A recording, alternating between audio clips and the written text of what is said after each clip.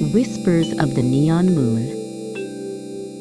In the heart of the neon city, where skyscrapers touched the clouds and rain slicked the asphalt, Miyamoto moved like a ghost. He was the swiftest of the Nezumi Shin, a clan of mouse ninjas who lived in the intricate network of subways and hidden vents. While the city slept, Miyamoto patrolled the lower levels, his eyes always alert for the glint of a cat's claw. High above the streets, Yukiko of the Nikko Nin watched the city from the glass spires. She was a master of the rooftops, her movements as fluid as the wind. Her clan had ruled the heights for generations, and they viewed the mice below as nothing more than pests to be cleared away. Yukiko was their brightest star, but her heart held a secret that would shock her king. Every midnight, when the city fell into its deepest hush, Miyamoto and Yukiko met at the Great Clock Tower. It was neutral ground, a place where the shadows were thick enough to hide their forbidden friendship. What had started as a chance encounter during a mission had blossomed into something more. They didn't want to be enemies. They wanted to share the city they both loved. But peace was a dream that seemed out of reach. Jiro, the weathered elder of the Nezumi Shin, called Miyamoto to the underground council. Jiro pointed to a map of the city's power grid. "The cats grow too bold," the elder squeaked, his voice gravelly. "Tomorrow we strike the upper cables.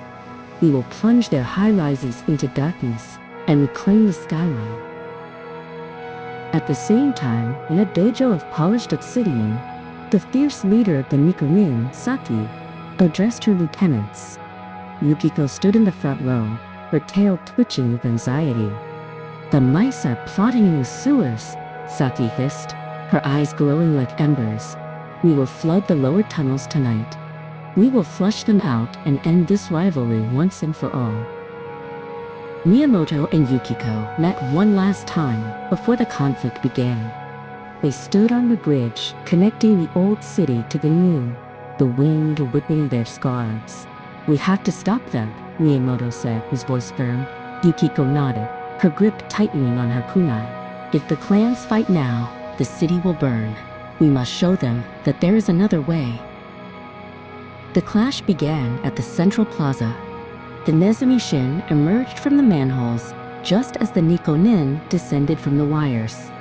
Jiro and Saki faced each other in the center, weapons drawn and eyes filled with hate.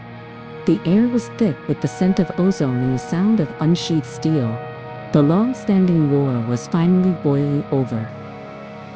Before the first blow could land, Miyamoto leaped from the shadows, landing between the two leaders.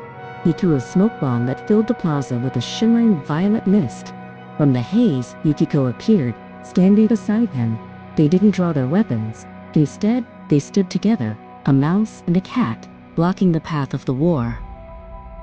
"Look at us," Miyamoto shouted over the thunder. "We are supposed to be enemies, but we have chosen to be allies. The city is big enough for the sun and the moon, and it is big enough for us." Yukiko looked at Saki, and then at Jiro. "The hate of the past is a poison. Let us build a city where no one has to hide in the dark."